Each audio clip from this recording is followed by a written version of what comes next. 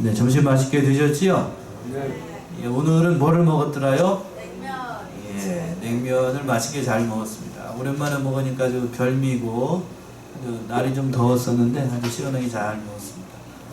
자, 육신의 양식을 잘 먹었으니까 이제 영양 양식도 잘 먹어야 되겠죠? 예, 출애굽기 이제 19장에 있는 말씀인데 보니까 말씀의 제목은 언약받을 준비를 하라 이렇게 되어 있습니다. 언약받을 준비를 하라. 뭘 받을 준비를 하라고요? 언약을 받을 준비를 하라는 거예요. 언약을 받을 준비. 여기서 언약은 이제 언약이라고 보는 것보다는 십계명 받을 준비, 계명을 받을 준비를 하라는 말씀이 조금 더 좋지 않았을까 싶어요. 언약은 말 그대로 보이지 않는 말씀이 하나님의 말씀으로 이렇게 주신 말씀이고 입으로 보이지 않는 말씀으로 주신 거고, 십계명은 이제 모세에게 하나님께서 돌판에 써주십니다. 직접 누구의 손으로? 누구의 손으로? 직접? 하나님의 손으로 직접 어디에다가? 돌판에다가 하나님의 손으로 쓰셔요. 그게 십계명의 돌판입니다. 십계명. 십계명의 그 언약을 받을 준비하라는 그 말씀인데, 그래서 내용상으로 나누게 되면 이제 세 개로 나눌 수가 있겠네요.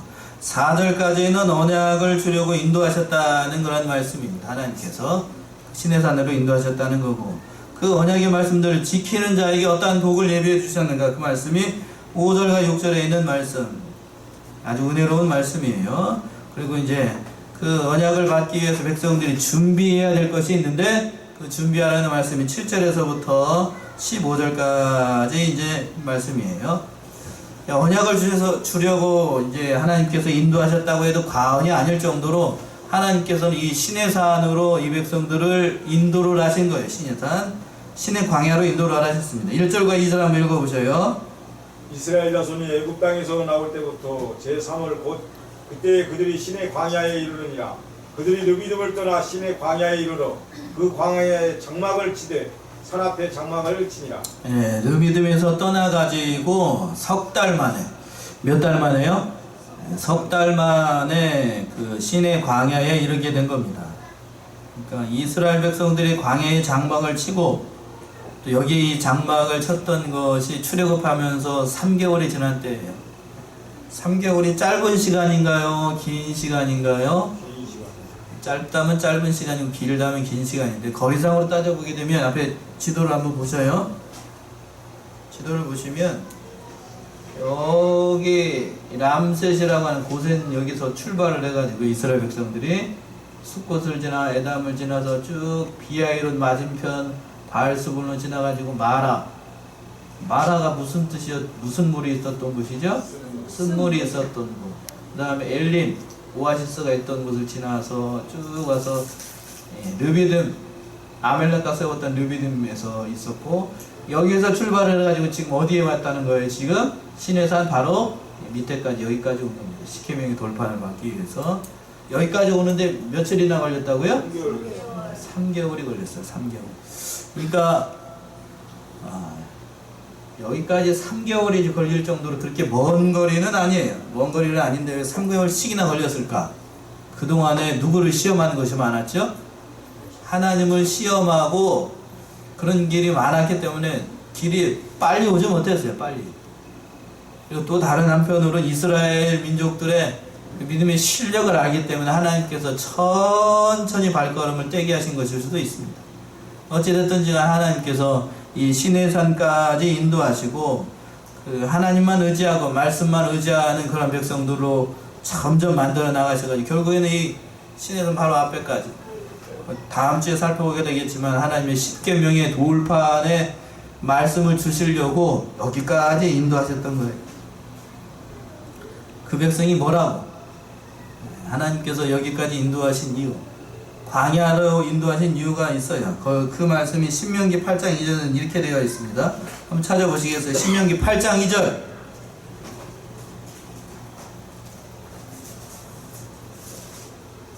8장 2절이요.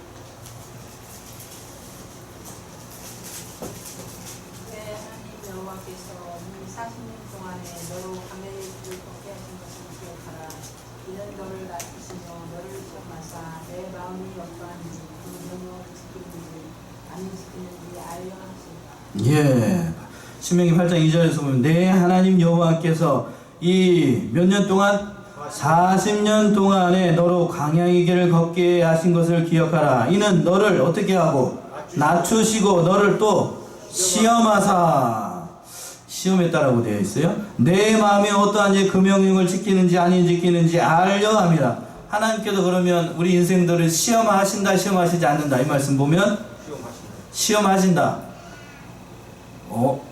하나님 우리를 시험하시지 않는다면서요. 이 말씀 보면 시험이, 여기서 시험이라고 하는 것을 아셔야 되는데, 시험은 두 가지가 있어요. 말 그대로 영어로 얘기를 해야 됩니다. 테스트로서의 시험이 있어요. 테스트인가 뭔가 하면 시험을 통과하게 되면, 이 잘 통과하게 되면 복 주시려고 하는 시험. 뭐 주시려고 하는 시험이요? 말 그대로 이걸 잘 견디고 잘 참아나가게 하나님께 복을 주시려고 하는 시험. 그걸 시험이라고 얘기를 했어요. 여기서 테스트. 그리고 다른 시험이 있어요. 말 그대로 유혹, 함정을 파는 시험이 있어요. 이건 하나님이 하실까요? 마귀가 할까요? 마귀가. 이거 잘하네. 마귀가 하는 거예요. 마귀가. 그러니까 하나님은 복 주시려고 우리 인생들을 시험하시는 거지 망하게 하려고 우리를 시험하는 게 아니에요. 아셨지요? 망하게 하려고 시험하는 것은 누구밖에 없더라? 마귀가 하는 시험이에요. 마귀가 하는 시험. 망하게 하려고 대표적으로 시험을 했던 것이 에덴 동산에 있었지요. 저기로 봤을 때에는 하와에게 야 이거 먹으면 에덴 동산 이거 저기 선악과를 먹으면 하나님처럼 돼. 야 좋잖아. 얼마 먹어봐. 이렇게 해가지고 마치 그 하와를 위한 것처럼요. 아주 잘 포장을 해가지고 얘기를 했지만 결국에는 그것 때문에 뭐 됐죠? 인간이 죽음이 찾아왔어요. 그래서 망하게 된 거예요. 망하게 된 거. 그러나 하나님의 시험은 결과로 과정은 아주 힘이 들어요. 아주 힘들어. 오늘 이 말씀에서 시내 광야에서 몇 년 동안? 40년 동안 있는 거. 이게 쉬운 일이에요, 이게? 쉬운 일이냐고. 겉으로 봤을 때는 이거 해야 돼요, 하나님? 하기 싫은데요? 해라고. 참으면 어떻게 된다고요? 복 주시는 거예요, 복 주셔. 또, 아브라함, 대표적인 아브라함 시험이 있지요. 독자 이삭을 바치라고 그랬어요. 여러분 같으면 하시겠어요? 안 하시겠어요? 예, 하라고 하면 하겠어요? 그것도 그냥 바치라는 것도 아니고 목사로 만들어가지고 바치라는 이런 시험도 아니고 뭘로 바치라? 죽여가지고 어떻게 해가지고 각을 떠가지고 어떻게 해서 불에다 태워가지고 시험 애들을 그렇게 죽이래. 하겠어요? 못한다고. 못하는 거라고. 그러나 그걸 믿음으로 드렸더니 이삭이 죽었더라 살았더라? 안 죽었어요. 이삭 안 죽었어요? 그러니까 그걸 통해서 아브라함의 믿음의 조상, 그 믿음의 조상으로 삼으셨잖아요. 그리고 대표적인 시험이 그 시험 아니에요. 오늘 이 말씀에서도 시험하신 이유가 거기 있었습니다. 이스라엘 백성들 합당한 하나님의 사람으로 만들기 위해서 시험 얘기가 나와가지고 여기까지 왔네요. 아무튼 하나님께서 은혜를 베푸시기 위해서 시내의 산까지 이 백성을 인도를 하신 거예요. 그 은혜라고 하는 것은 뭘 주기 위해서? 십계명의 돌판, 곧 언약을 주시기 위해서 이 백성 여기까지 인도했다가도 과언이 아니에요. 그 말씀이 3절에 있는 말씀입니다. 3절 한번 읽어보세요. 모세가 하나님 앞에 올라가니 여호와께서 산에서 그를 불러가라 사대 너는 이같이 야곱 족속에게 이르고 이스라엘 자손에게 구하라. 거기에 도착을 하자 하나님께서 이스라엘의 지도자였던 모세를 부른 겁니다. 뭔가를 얘기하기 위해서 부른 거겠죠. 그 말씀이 4절에 있는 말씀이에요. 4절. 나의 애굽 사람에게 어떻게 행하였음과 내가 어떻게 독수리 날개로 너희를 업어 내게로 인도하였음을 너희가 보았느니라. 첫 번째 은혜를 베풀기 전에 하나님께서 어떻게 너희를 인도해 내셨는가를 보라는 거예요. 4절, 5절, 6절에 있는 말씀이 참 은혜로운 말씀인데 4절 먼저 보시면 나의 애굽 사람에게 어떻게 행하였음과 내가 어떻게 무슨 날개로? 독수리 날개로 너희를 업어 내게로 인도하였음을 너희가 보았느니라. 직접 눈으로 봤다는 거예요. 독수리가 마치 새끼를 등에다 업고서 나온 것처럼 애굽에 종살이하던 너희를 하나님께서 직접 하나님의 날개로 업어가지고 이 광야까지 인도했다라고 하는 거예요. 말 그대로 하나님은 이스라엘 백성들을 업어서 왔어요. 업어서. 어떻게 왔다고요? 업어서 왔어요. 업어서. 참 오늘날에도 마찬가지인 거예요. 그러니까 하나님께서 믿음이 없을 때 여러 가지로 괴로운 일들을 만날 때 저와 여러분들 인생 살면서 힘든 일을 만날 때 그럴 때마다 하나님께서는 우리를 어떻게 오신다? 어떻게 하고? 업어서 와요. 업어서. 믿음이 시원치 않으니까 자빠져 있을 때 하나님께서 업어서 옵니다. 업어서 오셔가지고 이 힘든 일을 만날 때마다 하나님께서 위로하여 주시고 오늘 오전에 있는 말씀처럼 믿음 하나만 바라보고 왔더니 하나님께서 모든 은혜로운 것들을 약속하셨던 것처럼 하나님께서는 우리를 인도하신 거예요. 그러니까 우리가 세상 가운데 있을 때 어려운 일을 만날 때마다 여러분들이 꼭 명심해야 될 것이 하나님께서 나를 어떻게 인도하셨다는 것, 독수리 날개로 어떻게 업어서 인도했다는 사실을 반드시 명심하셔요. 반드시 명심. 이 자리에 인도한 것도 오늘날 제가 있는 것도 여러분이 있는 것도 양문교회라는 이름을 걸고 우리가 신앙생활을 할 수 있는 것도 하나님께서 어떻게 하신 것? 업어서 이 자리에 온 거예요. 업어서. 어머니가 어린 아들이 칭을 댈 때 업어서 옵니다. 업어서 달래잖아요. 업어서 달래는 것처럼 우리 하나님께서 이렇게 업어서 온 거예요. 그러니까 지금 현재 상황이 어렵더라도 뒤를 돌아보세요. 뒤를 딱 돌아보게 되면 하나님께서 지금 이 시간까지 나를 인도하셨다는 것을 분명히 알 수 있어요. 그렇다라고 하면 현재 어려운 가운데 있다 할지라도 앞을 보게 되면 앞이 깜깜하고 어렵다 할지라도 하나님께서 앞길을 인도하시지 않는다? 인도하신다는 거예요. 돌아온 여정에 하나님께서 인도하셨다라고 하면 앞길도 하나님께서 반드시 우리를 인도하셔요. 어떻게 인도하실까? 오늘 이 말씀처럼 4절에 있는 것처럼 독수리 날개로 업어서 우리를 인도하십니다. 이걸 믿으시지요? 예, 업어서 인도하십니다. 업어서. 독수리처럼 우리를 업어서 인도하시는 거예요. 참으로 하나님께서 우리의 신앙이 피곤할 때마다 용기를 주시고 힘내라고 용기를 여러 가지로 주시는 거예요. 요한계시록 3장 3절에는 이렇게 표현되어 있습니다. 한번 찾아보셔요. 계시록 3장 3절. 그러므로 내가 어떻게 받았으며 어떻게 들었는지 생각하고 지키어 회개하라. 만일 일깨지 아니하면 내가 도적같이 이르더니 어느 시에 내게 임하는지 내가 알지 못하리라. 예, 그래요. 어떻게 은혜를 받았는지, 네가 어떠한 은혜를 받았는지를 기억해 보라는 거예요.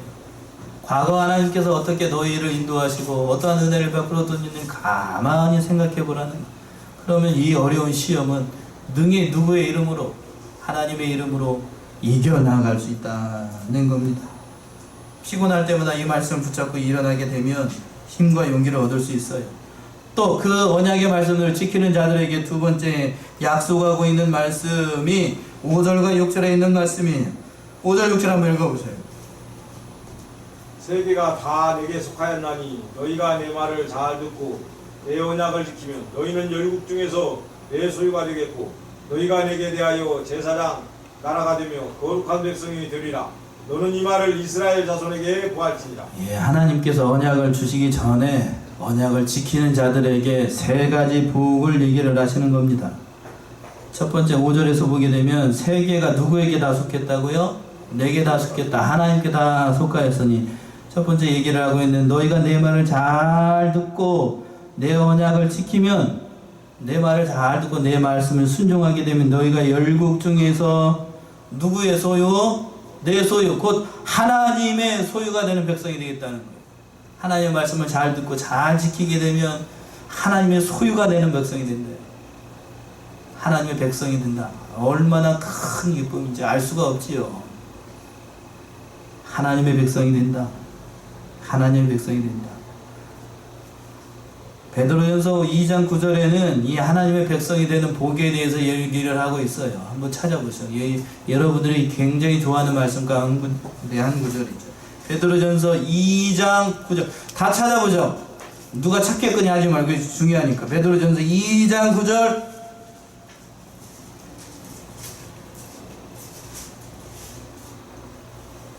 오직 너희는 택하신 족속이요 왕같은 제사장들이요 거룩한 나라요 그의 소유된 백성이니 이는 너희를 어두운 데서 불러내어 그의 기이한 빛에 들어가게 하신 자의 아름다운 덕을 선전하게 하려 하심이라. 아멘이신가요? 우리가 이런 사람이라고요. 한번 봅시다. 오직 너희는 무슨 족속? 백하신 족속이요. 또 뭐 같은 제사장? 왕 같은 제사장들이요. 또 무슨 나라? 거룩한 나라요. 또 그의 소유된 백성이니. 야, 우리가 이런 백성이라고요. 이렇게 하신 이유가 뭔가? 이는 너희를 어두운 데서 불러내어 그의 기이한 빛에 들어가게 하는 자의 아름다운 뭐를 선전하는 것? 덕을 선전하게 하기 위해서 우리를 이러한 사람으로 만드셨다는 뜻입니다. 오늘 이 구약 출애굽기 19장 여기에 있는 말씀, 하나님의 소유로 만드신 이유가 여기 있다는 거예요. 그러한 소유된 백성으로 우리를 만들어 놨다는 거예요. 그러니까 하나님의 백성이 되었다고 하는 것이 얼마나 감사한 일이고 기쁜 일인지 알 수가 없는 거예요. 그리스도의 백성이 되고 예수 그리스도를 믿어서 하나님의 소유가 된 백성이 됐다는 거예요. 첫 번째 복이 거기였습니다. 또 말씀을 잘 듣고 잘 언약을 지키게 되면 그 밑에 중반절에서 보게 되면 너희가 내게 대하여 무슨 나라가 되게 한다고요? 제사장 나라. 하나님 앞에 제사를 드릴 수 있는 제사장 나라. 쉽게 말씀드리면 하나님의 소유되고 하나님의 제사장 나라, 가장 존귀한 백성이 되게 하겠다 라고 얘기를 하는 거예요. 제사장 나라, 장자의 나라. 하나님께 아무나 제사를 드릴 수 있는 게 아니잖아요. 예배를 드릴 수 있는 그런 백성으로 삼아주겠다는 거예요. 또 세 번째 마지막 곡은 뭐라고 되어 있냐면 거룩한 무슨 뭐 백성이 되게 하리라는 거예요. 세 가지 복을 얘기를 하고 있습니다. 첫 번째는 누구의 소유? 하나님의 소유. 두 번째는 무슨 나라? 제사장 나라. 마지막으로 세 번째는 무슨 백성? 거룩한 백성이 되게 해주겠다. 이것은 어떤 사람들에게 약속한 것? 언약을 안 지키는 자들에게 지키는 자들에게 이러한 복을 주신다는 거예요. 그러니까 오늘날에도 현대에도 하나님께서 주신 이 성경의 말씀을 우리가 지켜야 된다, 지키지 않아야 된다. 저기야, 정연아, 이 말씀을 오늘날에도 지켜야 된다, 안 지켜야 된다? 지켜야 된다는 거예요. 당연한 말 아니겠어요? 지켜야 복을 받지요. 믿어서 구원 얻는 거고, 믿어서 구원 얻어요? 동의하시나요? 믿어서 구원 얻는 거고, 지켜서 뭐를 얻어요? 복을 받는 거예요. 여러분들이 아무것도 안 하고 하나님 앞에 지키는 것이 아무것도 없어요. 그러면 하나님께서 복을 주신다, 안 주신다? 물론 구원의 복은 주셔요. 이 세상에서 잘되고 형통하는 비결은 뭐를 지키는 거? 그래요. 말씀을 지키는 것에 있어요. 말씀을 지키는 거. 아이고, 아무것도 안 지키고 있어. 이런 걸 아무것도 안 지키는 것을 폐법주의라고 얘기합니다. 그런 거 아무것도 안 지키고 있어 그냥. 그러면서 복을 주세요. 개꾸나 신명기 8장 2절에서 뭐라고 그랬어요? 너희가 이 말씀을 지키는가 아니 지키는가 내가 너희를 어떻게 하겠다고 그랬어요? 시험한다라고 얘기를 했잖아요. 그러니까 지켜야 되는 거예요. 지켜야 됩니다. 구약의 모든 말씀들이 이루어졌기 때문에 신약시대에 살고 있는 우리들은 그 말씀을 지키지 않아도 됩니다. 구약과 신약이 다른 약속이가니? 머리만 있고 몸뚱아리는 없는 그러한 사람이 있어요?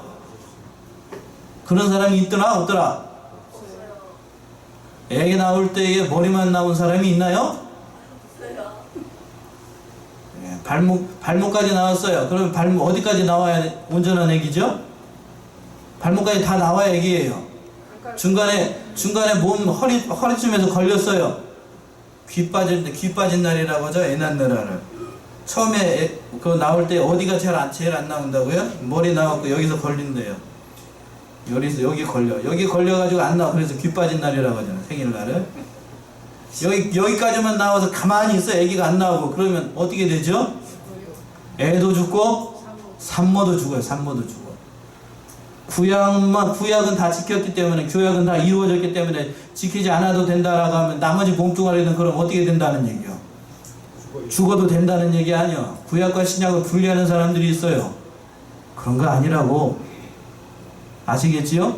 신앙적인 성경의 원리가 그런 거예요. 성경의 원리가. 그런데 구약은 다 이루어졌기 때문에 지키지 않아도 된다. 물론 제도로서 제사로서의 율법은 예수 그리스도께서 다 이루신 것이 사실이에요.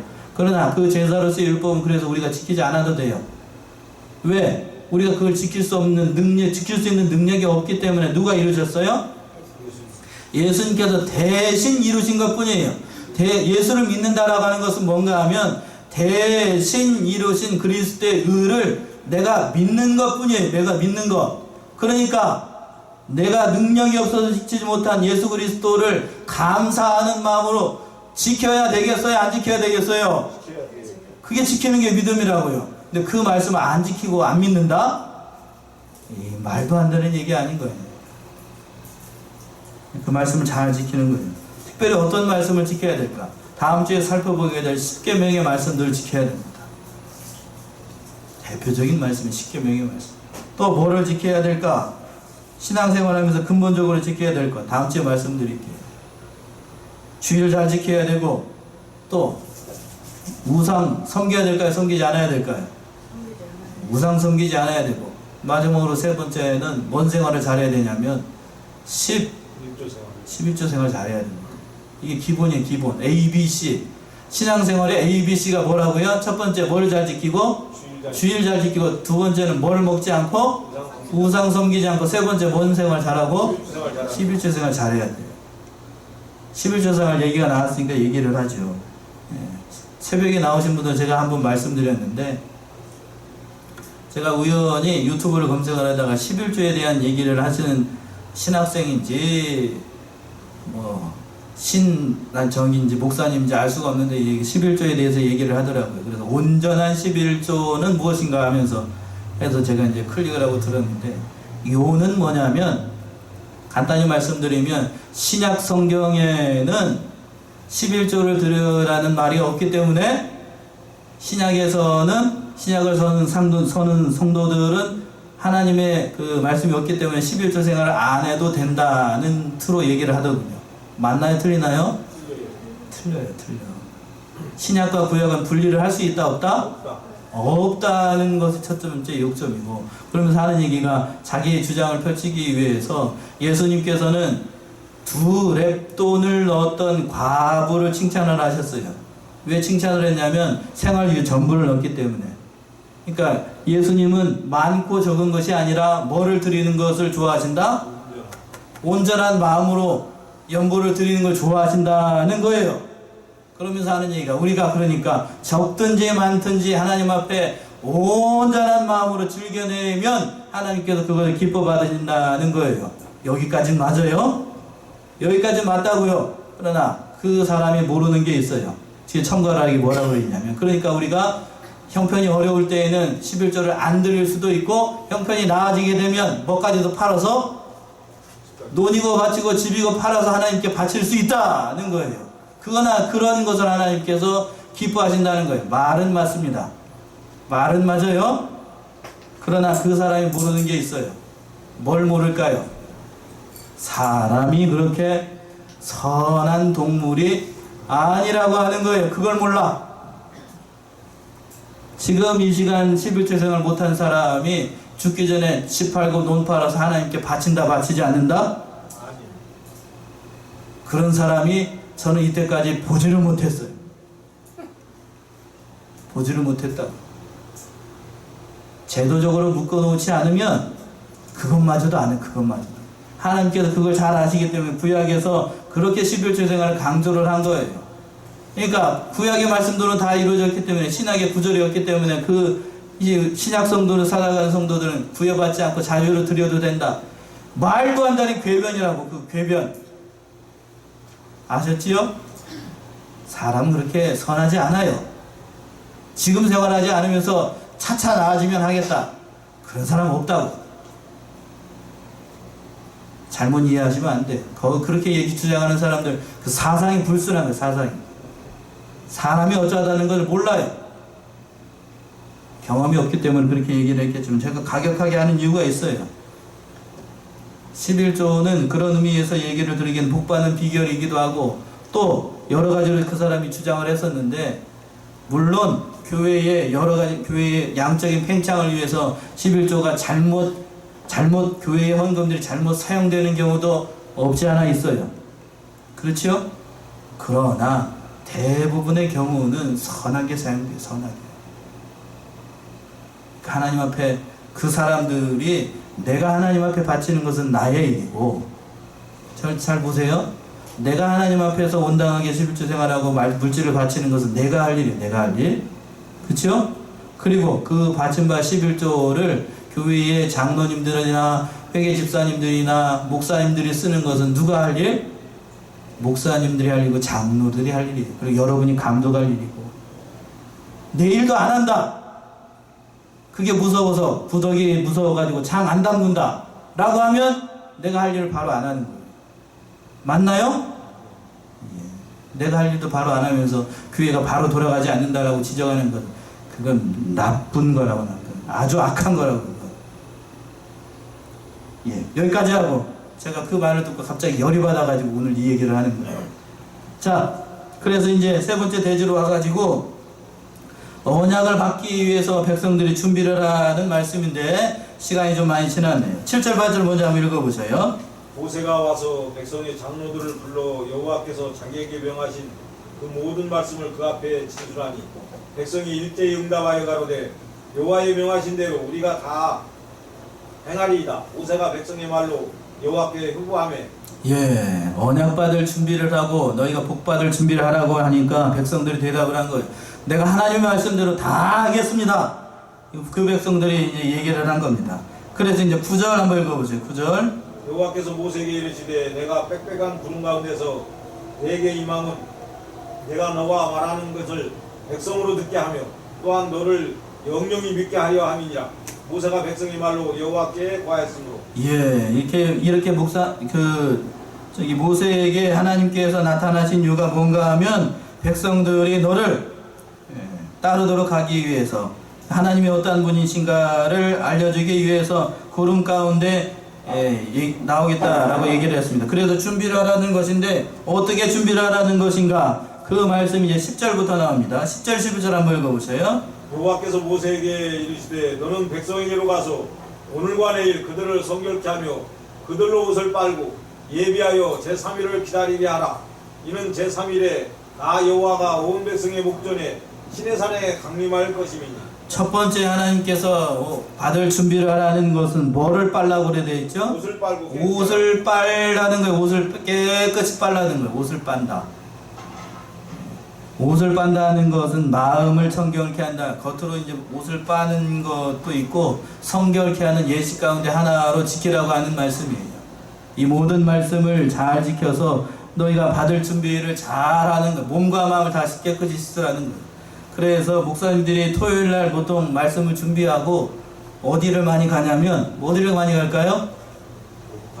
목욕탕에 많이 가요. 저도 그래서 말씀 잘 준비 다 끝나고 어디를 갈 것 같아요? 목욕탕 갑니다. 어제도 갔다 왔어요. 늦은 시간이라도 갔다 옵니다. 그래야 좀 하는 것 같아요. 저를 가르쳤던 그 목사님이 토요일 날 산에 가서 꼭 기도하고 금요일 날 저녁에 올라가셔가지고 기도하시고 토요일 날 말씀 준비하고 내려오시면서 꼭 목욕탕에 들립니다. 그게 코스예요, 코스. 그러니까 제가 이제 전도사 생활을 하면서 나도 저 목사님처럼 해야 되겠다 싶은데 한 가지 못하는 게 있어요. 뭐를 못할까요? 산에 못 가고 있어요, 지금. 왜 못 가고 있느냐? 일단은 가까운데 기도원이 없고, 기도원을 가려고 그러면 붕붕 뭘 타고 가야 되죠? 제가 한번 움직이게 되면 그런 기름값이 만만치가 않아요. 혹시 가까운데 기도실을 마련할 때가 있으신 분들은 저를 좀 가르쳐 주셔. 좀 가르쳐 주셔. 여기서만 준비하려고 하니까 조금 벅찬 대목들이 있어요. 주변이 좀 산만할 때도 있고, 지금도 그렇잖아요. 지금 저렇게 산만하고 그러니까 산심이 된다고요. 기도실을 준비를 좀 해야 되는데 그렇게 해라고. 그러니까 옷을 빨고, 첫 번째는 잘 영육 간의 준비를 잘 하는 것이고, 두 번째는 경계를 지키라는 말씀인데 그 말씀이 12절 13절이에요. 12절 13절. 너는 백성을 위하여 사면으로 지경을 정하고 이르기를 너희는 산과 산에 오르거나 그 지경을 범하지 말지니 산을 범하는 자는 정령 죽임을 당할 것이라. 손을 그에게 댐이 없이 그런 자는 돌에 맞아 죽임을 당하거나 살에 쏘여 죽임을 당하리니 짐승이나 사람을 물어나고 살지 못하리라. 나팔을 길게 불거든 산 앞에 이를 것임이라 하라. 경계를 넘지 말라는 것인데 경계를 넘게 되면 어떻게 되는가? 죽습니다. 남녀를 물어나고 사람이든지 짐승이든지 경계를 넘으면 어떻게 된다고요? 돌로 쳐 죽이거나 아니면 활로 맞아 죽거나 다 죽어요. 다 죽어. 왜 그럴까요? 하나님의 거룩을 침범하게 되면 죽어요. 이 말씀이 하나님께서 얼마나 엄히 명령을 하셨는가를 잘 알 수 있는 말씀이기도 하고, 또 디모데전서 6장 6절 한번 보셔요. 6장 6절. 디모데전서 6장 6절.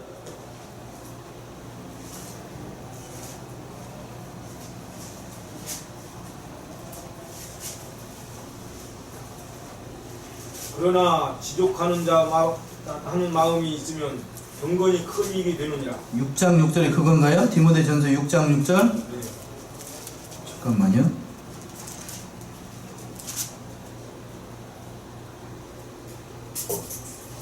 뭘 보고 제가 썼지? 아니, 저기 넘어갑시다. 그러면 그 하나님의 거룩을 침범하지 말라는 말씀이에요. 침범. 옷을 빨고 또 경계를 범하지 말고, 마지막으로 세 번째는 뭐를 하라고 그랬냐면, 뭐를 가까이 하지 말라고 그랬냐면 14절 15절 한번 읽어보세요. 모세가 산에서 내려 백성에게 이르러 백성으로 성결케 하니 그들이 자기 옷을 빨더라. 모세가 백성에게 이르되 예비하여 제3일을 기다리고 여인을 가까이 말라 하니라. 뭘 가까이 하지 말라고요? 여인을 가까이. 여인을 가까이 하지 말라는 거예요. 그러니까 이 하나님께서 이 세 가지를 명령을 하신 겁니다. 제사장들이 하나님 앞에 나올 때에는 3일 동안, 며칠 동안? 3일 동안, 며칠 동안? 3일 동안 여자를 가까이 하지 말라는 그런 말씀이에요. 이 말씀이 사무엘상 21장 5절에 나와 있습니다. 사무엘상 21장 5절. 21장 5절. 다윗이 제사장에게 대답하여 가로되 우리가 참으로 3일 동안이나 그녀를 가까이 하지 아니하였나이다. 나의 떠난 길이 보통 여인이라도 소년들의 그릇이 성결하겠거든 하물며 오늘날 그들의 그릇이 성결치 아니하겠나이까 하며. 예, 다윗이 제사장들에게 이렇게 대답을 하는 것인데 3일 동안 가까이 하지 말고, 제사장들은 그러니까 하나님 앞에 나올 때에는 몸도 씻어야 되고 목욕해야 되고 여자도 가까이 하지 않아야 되고 경계도 넘지 않아야 되고 이런 약속들을 다 지켜야 됩니다. 자, 여기서 한 가지만 더 말씀을 드리면, 자, 이게 뭐처럼 보이나요? 하나님께서 그 시내산에 딱 이스라엘 백성들을 딱 몰고 와가지고 하나님께서 시내산에 내려오시기 전에 모세를 불러가지고 이렇게 해야 돼 라고 했다, 모아놓고 얘기를 한 거예요. 이게 뭐처럼 보이나요? 여러분 혹시 결혼식 가보셨나요? 결혼식 갈 때에, 결혼식 준비를 할 때에 들러리들과 모든 신랑 신부들이 다 오지요. 이게 뭔 모습이라고 비슷하냐면 하나님하고 이스라엘 백성들하고 뭔 준비를 하는 것 같아요? 이미 다 얘기를 했는데 뭐를 하는 것 같아 지금? 결혼식 준비를 하는 거예요. 어디서? 신의 산에서. 그리고 십계명의 돌파는 뭔가요? 무슨 서약서?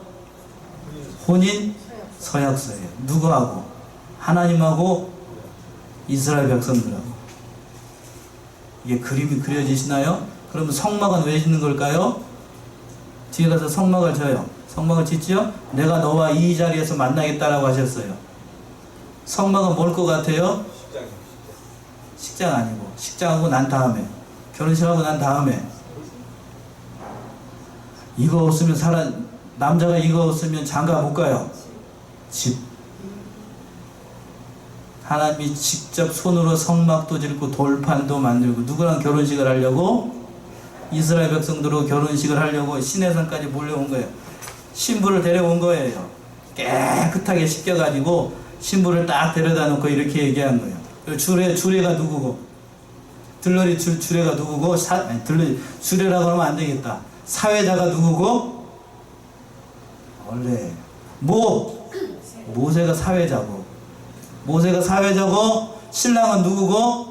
빽빽한 구름 가운데 만군의 주님을 오시는 그 하나님이 신랑을 오시는 거예요. 그래서 모세가 얘기를 하는 거예요. 신랑 입장하면 하나님이 꽝 하고 내려오시는 겁니다. 어디서? 시내산으로 내려오시는 거예요. 신부 입장하면 어디까지? 이스라엘 백성들과 저와 여러분들의 신부 예쁘게 꾸미고 뭐하고 어떻게 오늘 말씀처럼 옷을 빨고 경계를 넘지 않고 여기는 가까하지 않은 그런 정신을 가지고 신부가 딱 입장을 하는 거예요. 그래서 어디서 신혼식을 해? 신혼식이래. 결혼식을 해요? 시내산에서 결혼식을 하는 거예요. 그러니까 뒤에 가서 보게 되겠지만 그 결혼식장에서 엄숙한 결혼식장에서 이스라엘 백성들은 뭔 짓거리를 하냐면 뭔 짓거리를 해요? 뒤에 가서 살펴보게 되겠지만 금송아지를 만들어 놓고 이것이 내 신랑 그러고 자빠졌어. 그러니까 신랑이 어떻게 되겠어? 세상 말로 이게 어떻게 되겠어? 이게 이렇게 돼버리는 거예요. 이게 내 신랑 그러는데 신랑이 제정신이 아니면 그 제정신 밝힌 사람이 아닌다면 그 신부를 어떻게 할까요? 죽지 않은 게 다행인 거예요. 그게 이 말씀이에요. 이 말씀.